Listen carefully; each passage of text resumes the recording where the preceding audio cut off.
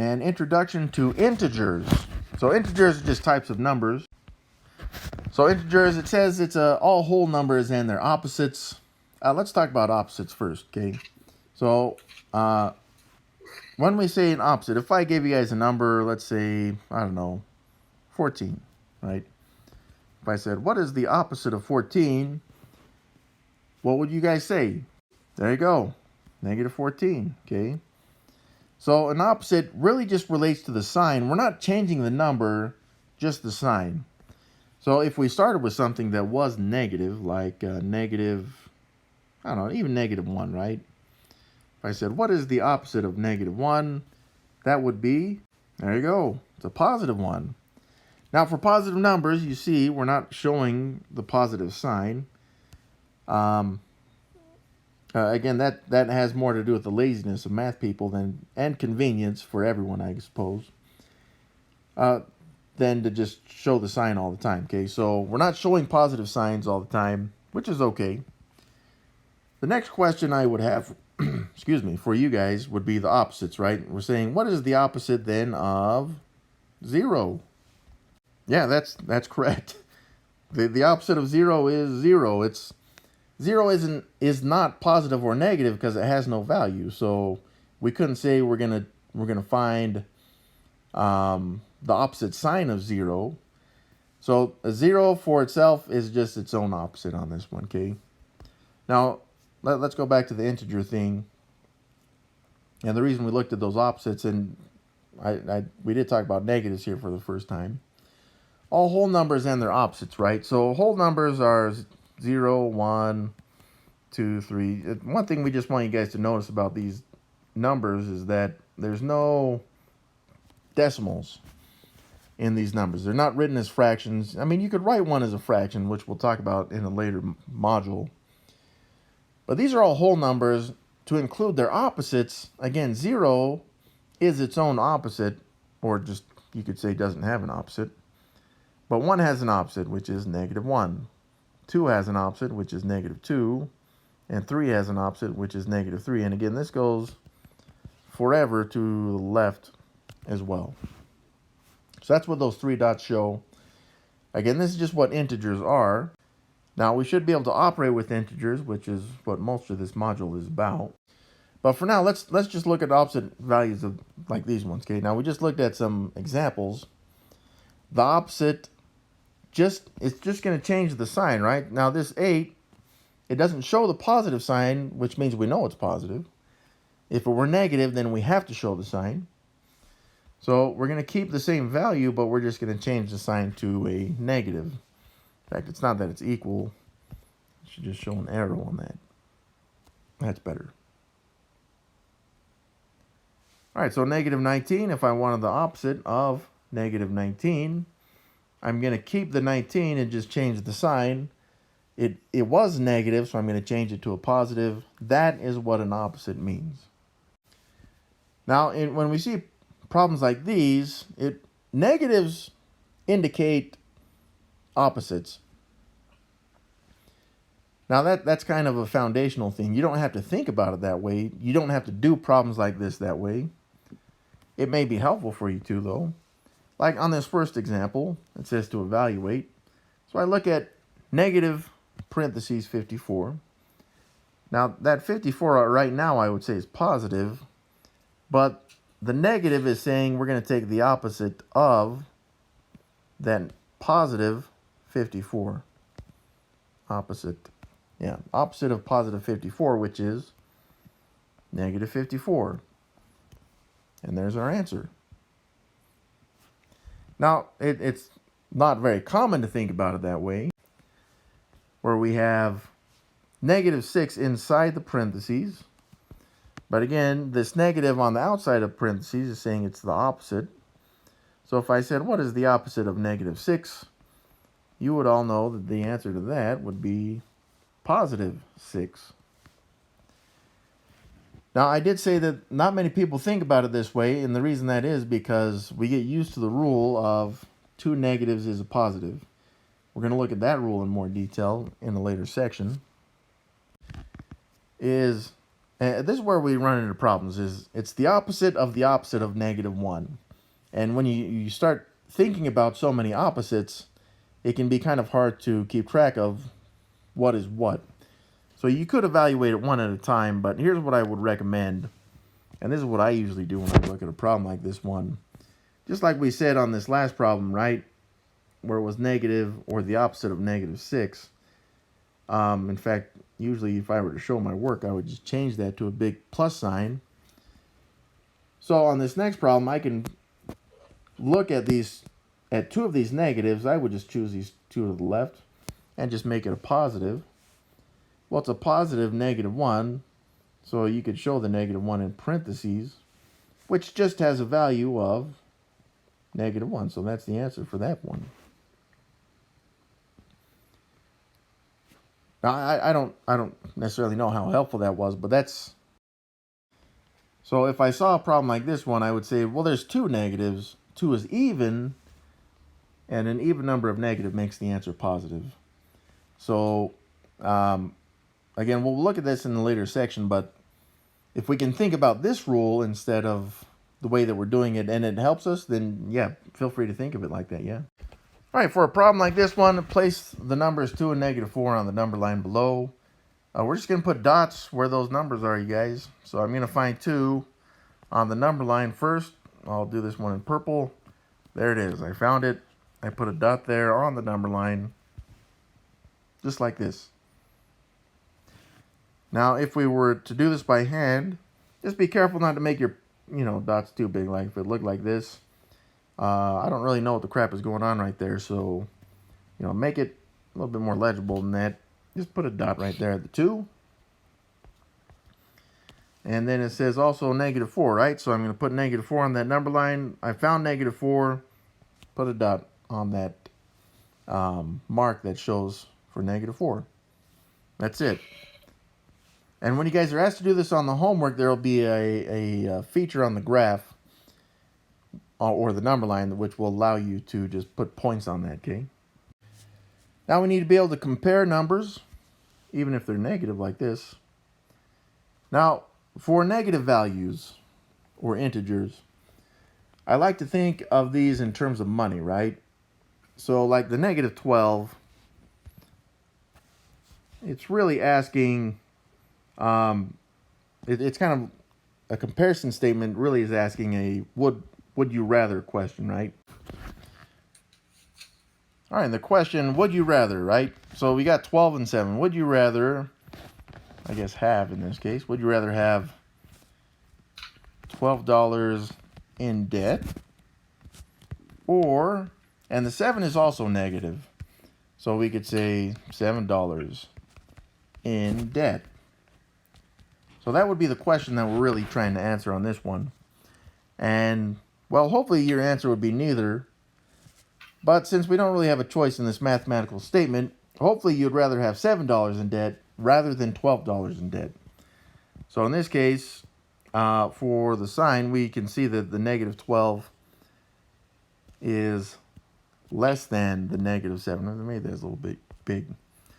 So when you see these signs, okay, this one is a less than symbol. Oh, it should be an A. There we go. And this one here, that's a greater than symbol. And it really just reads out exactly like we would use these symbols, okay? So, oh, that didn't work out. There we go. In this problem, when we compared -12 and -7, I put a less than symbol between them. So instead of having to write the word less than, I would read this as -12 is less than -7, which is a true statement. And one of the reasons that is because on the number line, and this is one way you can tell as well. So 0, I'm going to put it over here. Negatives are to the left on the number line, which we saw in that last example.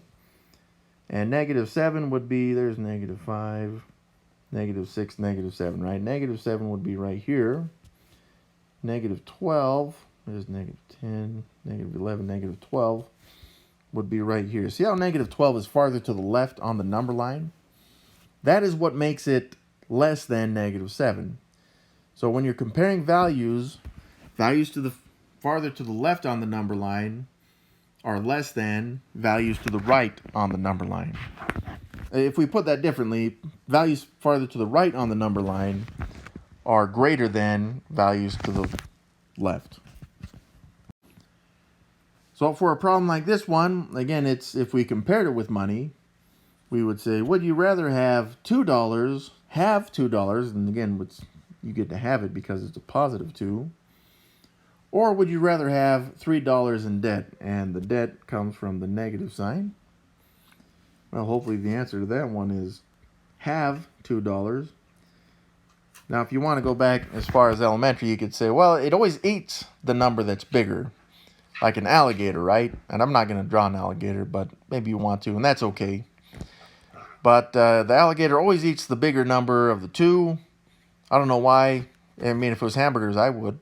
But, if it's money, of course, you want more money. So, again, this reads as 2 is greater than negative 3, which is a true statement.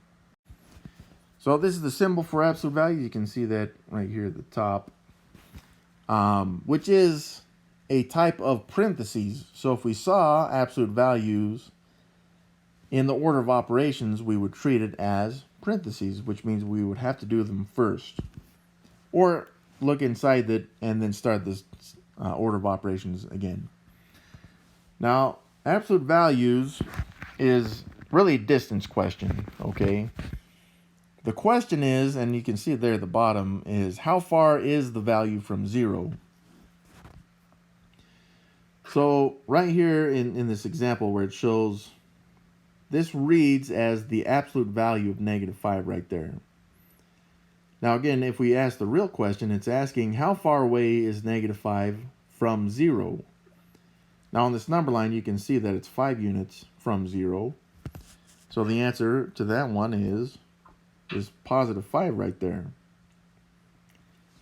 Now let's look at its opposite though, right? So the absolute value of positive 5, again, the real question is how far is 5 from 0? And the answer to that, again, is 5. How far is a distance question, just like I said, which is why these answers are always positive. We don't usually talk about distances in terms of negatives. It would be like saying this, okay? Like if you were to go around and people were like, well, how far away do you live from campus here? And you said, I live negative 40 miles north from campus. I don't know. You may lose all your friends at that point. Or people may just think you're kind of weird. If you're okay with that, that's fine. But we don't talk about distances, generally speaking, in terms of negatives, okay? So when we look at absolute values, we also don't see answers that are negatives, more specifically from the inside of the absolute value. You can still have negative answers. It just has to be written a certain way, okay? So look at these 3, okay? Just thinking about what we just learned about absolute values. See if you can evaluate these 3 absolute values, okay? We're going to give you guys 30 seconds. See if you can figure out what these are, okay? Go. All right, hopefully you guys have that.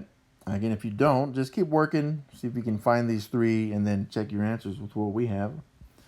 So let's go ahead and check our answers. Now this is the absolute value of 98, which is really asking how far from 98, I'm sorry, let me rephrase that. How far from 0 is 98? And the answer to that is 98. How far away, again, this is what it's really asking. It's the absolute value of negative 2, which is asking how far away from 0 is negative 2? 2. There it is. Now the next one may be a little tricky. All right, now this is the negative absolute value. All right. Now this is an order of operations question, this next one. The negative absolute value of negative 82. The order of operations is first parentheses, right? So I have to evaluate this set of parentheses which is an absolute value. So I would ask myself, how far away from 0 is negative 82? The answer to that is 82, right? Now notice I didn't even think about this negative here on the outside of the absolute value, but I attach it onto that 82 in red there because it's not an absolute value. That purple one is not part of the absolute value. The 82 just came from the absolute value of negative 82. I hope I'm not getting too redundant here. So I'm going to tack that negative in purple onto the red 82, kind of as the order of operations, right? I'm not looking at that negative in purple until after I evaluate the parentheses. Well, right now I have an individual value of negative 82. There's no other operations to perform, so I'm done. So the answer to that one is negative 82. So like I said, you can get negative answers. Just that purple negative did not come from the absolute value. And it's important to know the difference on those ones, because sometimes we just get into this idea that there are no negative answers when we see absolute values. Again, it depends on where we see the negative. That's a great question. So if we had seen the problem like this, like we had with one of those previous problems like this one, you're right. I would have just changed that into a big plus sign like you're saying, which would have came out as a positive 82. But because we have the absolute value in this problem right here, we have to evaluate that first. Well, we need to be able to compare with absolute values also. And in a problem like this one, again, we need to evaluate these values just to see what they are actually. Now, before, when we compared, I think we compared negative 12 and negative 7. There were no absolute values, but this one does. So I need to find first. I'm just going to start on the left just because I kind of get used to it with the order of operations, right? I'm going to look at the absolute value of negative 12. So again, the question is, how far is negative 12 from 0? It's 12. The next absolute value, how far away is negative 7 from 0? 7. So I'm going to fill in this blank. Which is bigger, 12 or 7? Again, if we looked at it in terms of money, would you rather have $12 or $7? And again, hopefully the answer is both. But, I mean, mathematically, we can only have one. So this one should eat the 12. And again, this reads as 12 is greater than 7. All right, when we order values from smallest to largest, we need to really kind of consider the number line, and I'm not going to put all the values on the number line between these, but I can put them all on the number line. I'm just going to put 0 here in the middle, remembering that negatives are to the left on the number line and positives are to the right. Now, smallest to largest, smaller numbers are farthest to the left on the number line, and the farther to the right on the number line we go, we get larger numbers. So if I were to look at these values, I would just want to first consider the negative values. So I'm just looking at these. Looks like we got 4 negatives. Now, of the negatives, which of these are the biggest negatives? And the bigger the negative, the farther to the left it goes on that number line. And I can see first up, I got this negative 858. So I'm just going to put that farthest to the left. Negative 858. And yes, it is not required that you use a number line to do a problem like this. So, if you're like, I really don't need the number line, we're not going to force you to. The next biggest negative I see is this negative 819. And then there's only one more 3-digit negative, which is the negative 557. I don't know, maybe somewhere over here. And then we got the negative 71. Maybe about right there.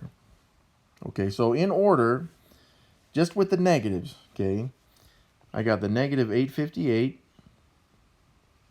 Then I got the negative 819. Just listing these from smallest to largest. Next is negative 557. And then next is negative 71. Now in this problem, I've only got these 2 negatives. And on the number line, of course, 2-digit numbers would come first or farthest to the left. So that'd be, I don't know, 54 maybe about right there. And then 748, about right there. So I can see that on the number line, 54 is farther to the left. And then we got that 748. Sorry, my handwriting isn't so good. It's on this iPad here, so it doesn't work out so well.